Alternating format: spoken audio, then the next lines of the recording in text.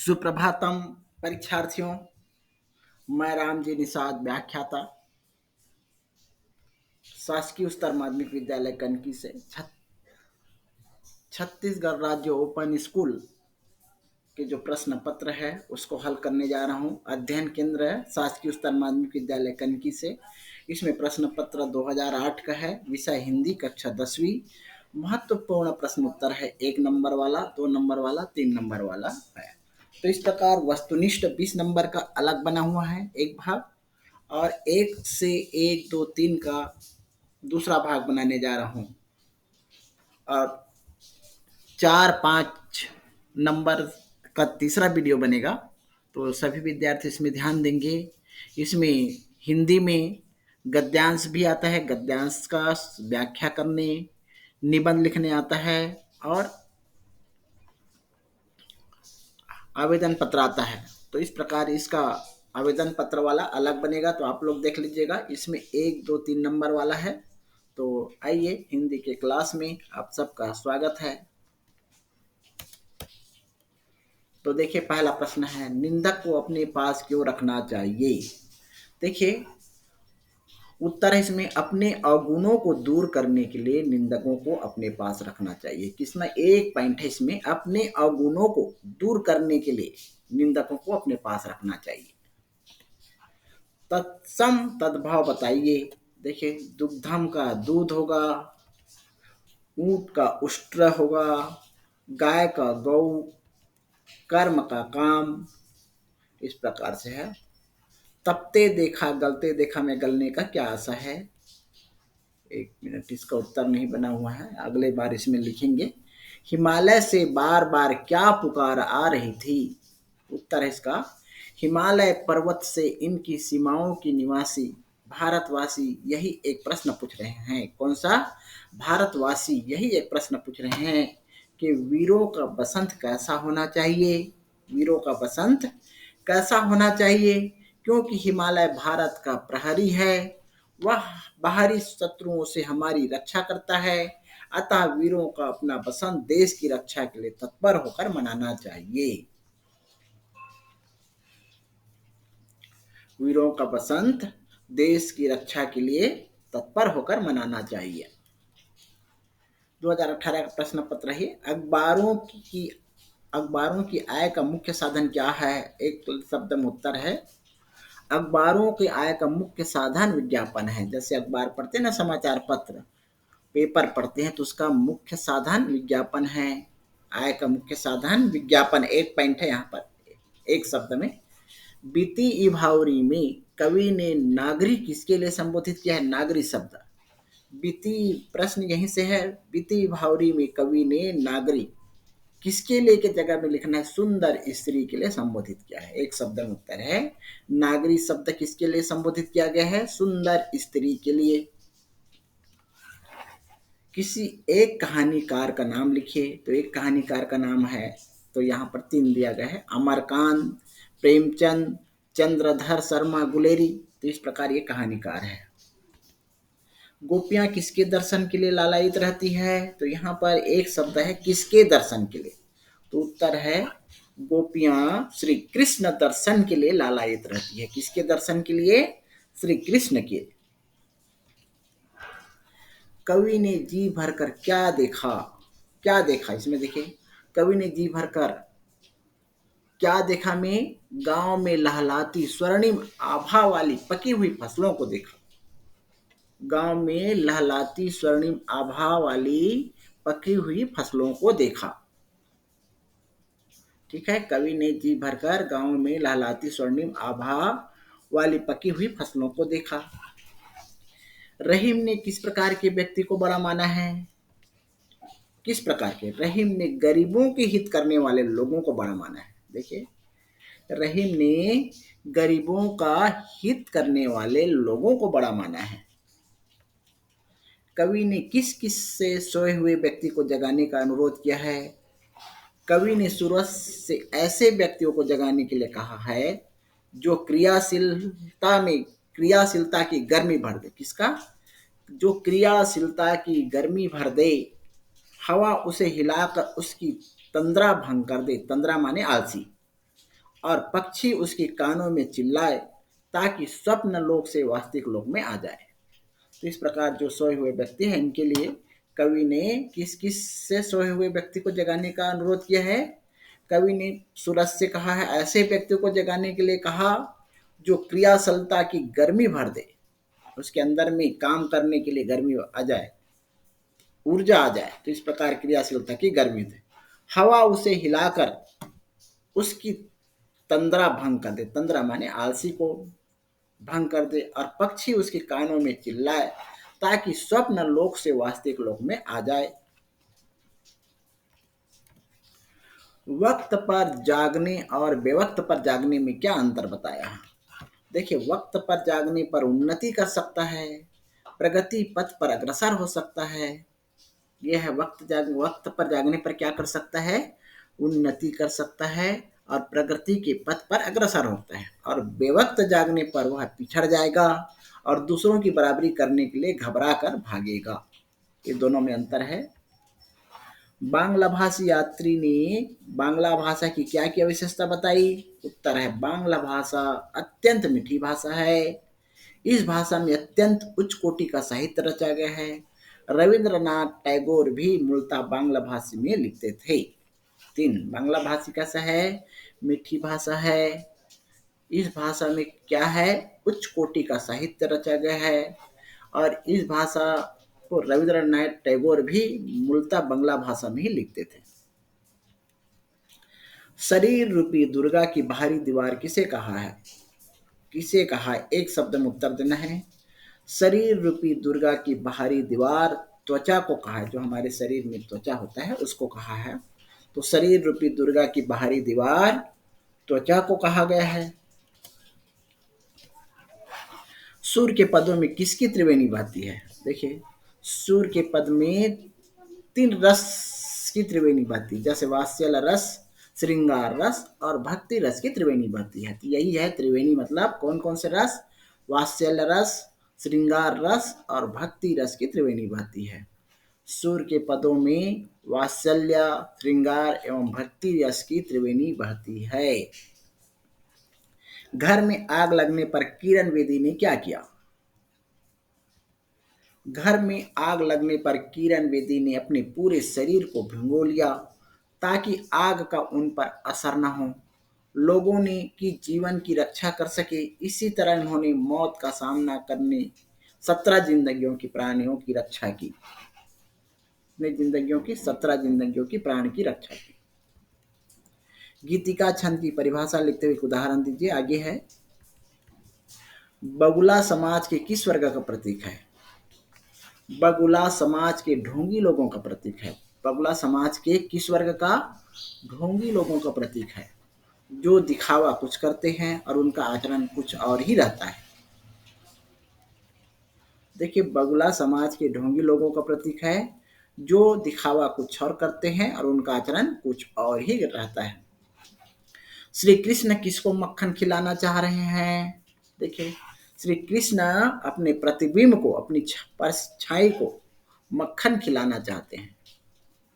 किसको, यहाँ पर एक प्रश्न है, श्री कृष्ण किसको मक्खन, तो प्रतिबिंब को। श्री कृष्ण अपने प्रतिबिंब को मक्खन खिलाना चाहते हैं। बहादुर रात भर भूखा किस लिए रहा। बहादुर रात भर भूखा इसलिए रहा क्योंकि निर्मला ने उनके लिए रोटी नहीं बनाई थी। क्योंकि निर्मला ने उनके लिए रोटी नहीं बनाई थी। नाराज स्वजनों को क्यों मना लेना चाहिए। देखिए, इसमें अपने सज्जनों को किसी कारण से रुठ जाए तो उसे मनुहार कर उसी तरह से मना लेना चाहिए। उसी तरह जिस प्रकार मोती का हार टूट जाता है और बहुमूल्य होने के कारण हम उस माला को बार बार पिरो लेते हैं, है ना। तो हमें जान से भी अधिक प्यारे हैं, उन्हें कभी भी नाराज नहीं होना देना चाहिए। 100 बार टूटने पर भी समझा बुझा कर प्रसन्न कर लेना चाहिए। इस प्रकार नाराज स्वजनों को मना लेना चाहिए, है ना। अपने सज्जनों या किसी कारण से रुठ जाए तो उसे मनुहार कर उसी तरह मना ले जिस प्रकार मोतिया का हाथ टूट जाता है और बहुमूल्य होने के कारण उसको हम बार बार पिरो लेते हैं, बार बार उसको माला में गूंथ लेते हैं, है ना। अपने और हमारे अपने हमें जान से भी अधिक प्यारे हैं। उन्हें कभी भी नाराज नहीं होना देना है। 100 बार टूटने पर भी हमें समझा बुझा कर उसको प्रसन्न कर लेना चाहिए। छंद विधा में निम्न को समझा कर लिखे। देखिए, पाद या चरण किसे कहते हैं? एक पद्य में 4 भाग होते हैं। प्रत्येक भाग को चरण कहते हैं। प्रथम और तृतीय चरण को विषम, द्वितीय और चतुर्थ चरण को समचरण कहते हैं। एक पद्य में 4 होते हैं। प्रथम और तृतीय को विषम और द्वितीय और चतुर्थ को समचरण कहते हैं। मात्रा या वर्ण देखिए, एक वर्ण के उच्चारण में जो समय लगता है उसे मात्रा कहते हैं। मात्रा की दृष्टि से वर्ण 2 प्रकार के होते हैं, ह्रस्व और दीर्घ। तुक क्या है? तुक का अर्थ है वर्णों की आवृत्ति। चरण के वर्णों की आवृत्ति को तुक कहते हैं।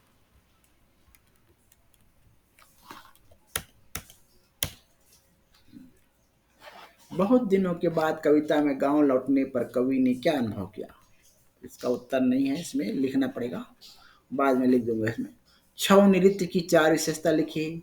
छऊ नृत्य कला का ऐसा रूप है जो देश विदेश में होने वाले उत्सवों तथा महोत्सवों में प्रदर्शित किया जाता है। कहाँ कहाँ? विदेश में, देश और विदेश में होने वाले उत्सवों तथा महोत्सवों में प्रदर्शित किया जाता है। पौराणिक कथाओं के आधार पर नर्तक समूह नृत्य करते हैं। किसके आधार पर? पौराणिक कथाओं के आधार पर नर्तक समूह नृत्य करते हैं। नर्तकों के मुंह पर कथा के पात्रों के अनुसार मुखौटे लगे रहते हैं। ताल तथा नृत्य के साथ अभिनय इसकी प्रमुख विशेषता है।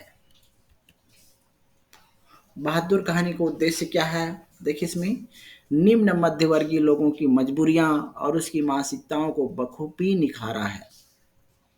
मध्यम वर्गीय परिवारों के मासूम नौकरी के प्रति किए जाने वाले व्यवहार का यथातथ्य सूक्ष्म दिखा करके सभी मानव मात्र को क्रूरता बुरी लगती है। बहादुरी पर किए गए अत्याचार का बुरा असामान्य के प्रति प्रस्तुत करना ही इस कहानी का उद्देश्य है। इसको ढंग से देखना पड़ेगा, देख लीजिएगा पुस्तक से। ताही अहिर की ये भी छूटा हुआ है। जैसे कोई और हो एक व्यंग रचना कीजिए, समझा कर लिखिए। लेखक ने जैसे कोई और हो व्यंग का आरंभ नाटकीय शैली में किया है। किसी स्त्री के नाज नखरों का अध्ययन है, किसी स्त्री के नाज नखरों का अध्ययन है, किंतु पाठकों को आगे पढ़ते ही रोडवेज की बस का वर्णन किया है, रोड का वर्णन किया गया है। तत्पश्चात उस बस की तुलना चाल और शान में सरकार से करता है। बस की चमक धमक और सरकार की चमक धमक दोनों ही समान है। बस के बहाने सरकार और मंत्रियों पर करारा बयान किया गया है। बादलों के आने पर ग्रामवासी किस प्रकार अपनी खुशी व्यक्त करते हैं? ध्यान से सुनना बच्चों। मानो शहर से मेहमान बनकर संवर कर नवीन वस्त्र धारण कर आए हो। है ना, कैसा लग रहा है? बादलों के आने पर ग्रामवासी किस प्रकार अपनी खुशी व्यक्त करते हैं? मानो शहर से मेहमान बनकर संवर कर नवीन वस्त्र धारण कर आए हो। बादलों के आगमन से हर्षित होकर नृत्य कर रहे हैं। परियोजना कैसे बनाए? परियोजना की कोई 2 विशेषताएं लिखिए। परियोजना किसी समस्या के निदान के लिए लिखी जाती है। परियोजना किसी समस्या के निदान के लिए लिखी जाती है। इनकी 2 विशेषताएं हैं। परियोजना तथ्यों तथा आंकड़ों पर आधारित होती है। तथ्यों हैं। परियोजना में भावनाओं का सहारा नहीं लिया जाता है। यहाँ पर गीतिका छंद देखिए। गीतिका छंद की परिभाषा लिखिए। यह एक मात्रिक छंद है। इसके 4 चरण होते हैं। प्रत्येक चरण में 14 तथा 12 की यति से 26 मात्राएं होती है। अंत में क्रमशः लघु गुरु होता है। हे प्रभु आनंद दाता ज्ञान हमको दीजिए। तो इस प्रकार यहाँ पर एक मात्रा है तो 2 मात्रा है।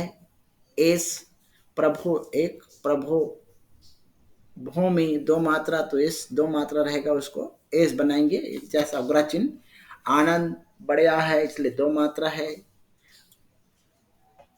और ये अनुस्वार है, ना और आधा ना मल करके संयुक्त अक्षर है इसलिए भी 2 मात्रा है। और दा 1 मात्रा है। दाता दा बड़े बाक मात्रा है इसलिए 2 मात्रा। ता भी बड़े आक मात्रा इसलिए 2 मात्रा है। ज्ञान 2 मात्रा, ना 1 मात्रा। खा में भी एक मात्रा, माँ में भी एक मात्रा। तो इस प्रकार से इसको गिनेंगे तो 26 मात्रा होता है। कितका छंद में कितनी मात्राएं होती है? 26 मात्रा। यहाँ पर देखिए शहरी भाग दौड़ में के उत्तर है, शहर में सबसे अधिक समस्या किस चीज की होती है? तो यहाँ पर एक और है प्रश्न, शहरी भाग दौड़ स्वच्छ, शांत, प्रदूषण तथा तनाव मुक्त ग्राम्य जीवन से की गई है। गांव की सौंदर्य, यहाँ पर गांव की सौंदर्य की अपेक्षा अलौकिक तथा प्राकृतिक सुषमा से युक्त रहता है। शहरों में भीड़ भाड़ रहती है, गांव में नहीं। तो गांव को श्रेष्ठ माना गया है। गांव का की प्रत्येक वस्तु सुख एवं शांति प्रदान करने वाली होती है। तो इस प्रकार शहरों की अपेक्षा गांव को क्यों श्रेष्ठ माना जाता है? तो शहरी भाग दौड़ स्वच्छ, शांत, प्रदूषण तथा तनाव मुक्त ग्राम्य जीवन से की गई है। शहर से गांव का सौंदर्य शहरों की अपेक्षा अलौकिक तथा प्राकृतिक सुषमा से युक्त रहता है। शहरों में भीड़ भाड़ रहती है, गांव में नहीं। गांव की प्रत्येक वस्तु सुख एवं शांति प्रदान करने वाली होती है। शहर में सबसे अधिक समस्या किस चीज की होती है? शहर में सबसे अधिक समस्या मकान की होती है। यह प्रश्न, शहरी भागदौड़ की जिंदगी की तुलना ग्रामीण जीवन से किस प्रकार किया गया? तो ये उत्तर है इसका।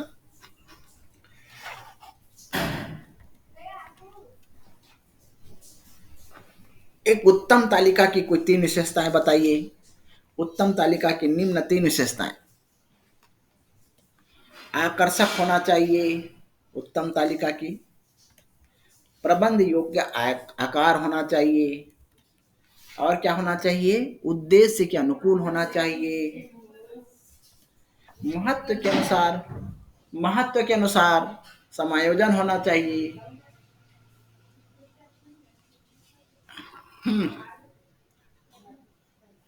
इधर आओ तो। श्लेष अलंकार को उदाहरण से ही समझाइए। श्लेष का मतलब होता है चिपका हुआ, जहां एक शब्द का एक से अधिक बार प्रयोग होता है किंतु भिन्न भिन्न अर्थ होता है, वहां श्लेष अलंकार होता है। रहीमन पानी राखे बिन पानी सब सुन, पानी गैनो बरे मोती मानिस चुन। कविता बीती भावरी जागरी कविता के केंद्रीय भाव लिखिए। कविता बीती भावरी जागरी कविता में एक सखी दूसरे सखी को संबोधित करते हुए कहती है, प्रकृति अपनी सौंदर्य और संगीत की गई है। ऐसे सुंदर समय में तुम क्यों अपनी सौंदर्य और माधुर्य को लेकर सो रही हो? इस कविता में प्रकृति के चित्रण के माध्यम से राष्ट्रीय जागरण हेतु जन सामान्य का उद्बोधन किया गया है। चेतन पिंड किसे कहते हैं? समझाइएगा। चेतन पिंड वे होते हैं जो बाहरी वातावरण में अपने लिए कुछ ग्रहण करते हैं। बाहरी वातावरण में अपने लिए कुछ ग्रहण करते हैं और बदले में कुछ बाहर निकालते हैं तथा बाहरी वातावरण में सुरक्षा का प्रयत्न करते हैं। यह है चेतन पिंड। चेतन पिंड वे होते हैं जो बाहरी वातावरण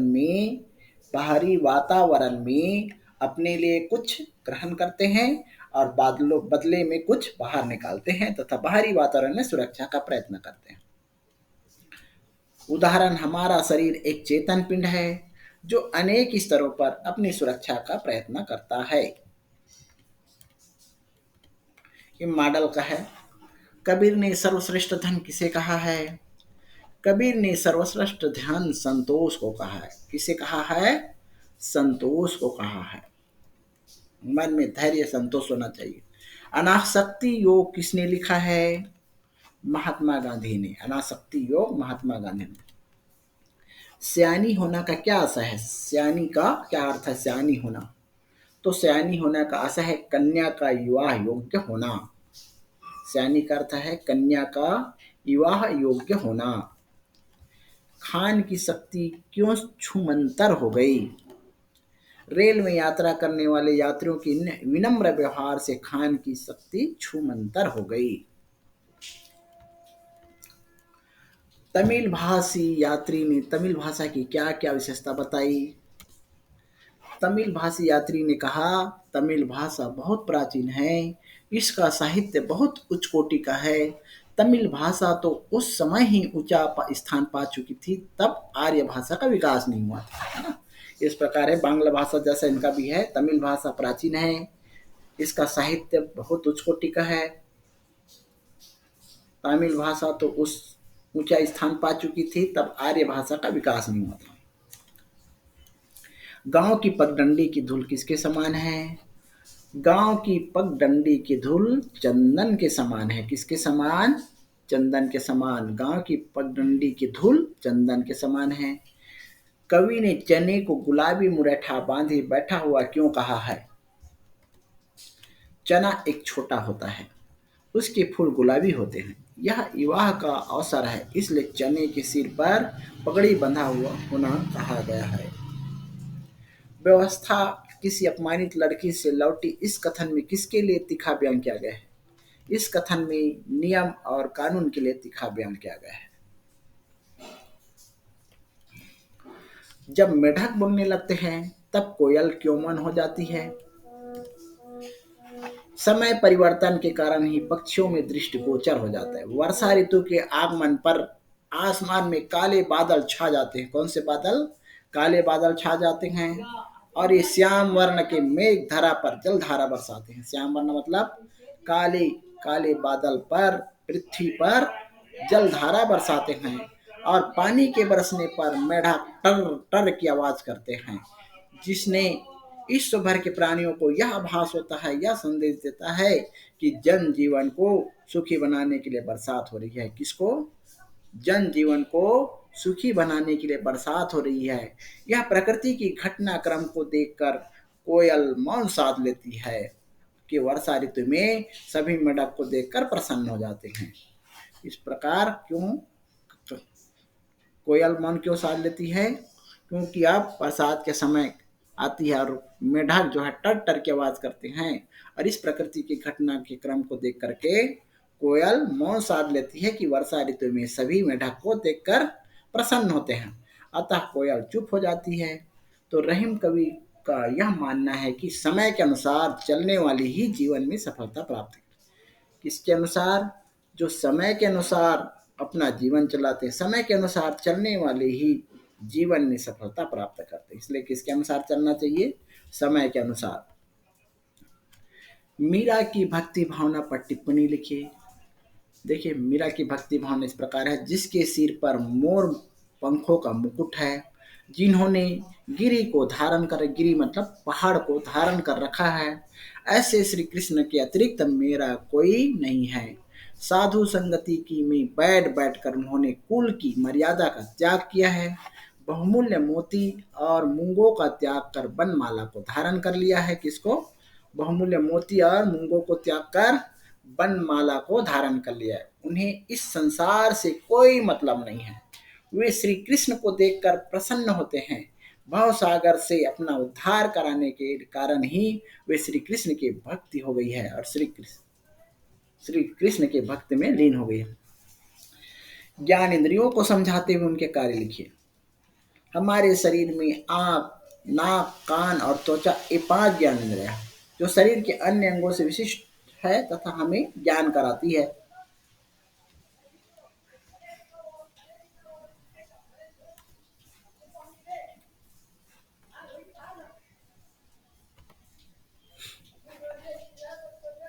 तो इस प्रकार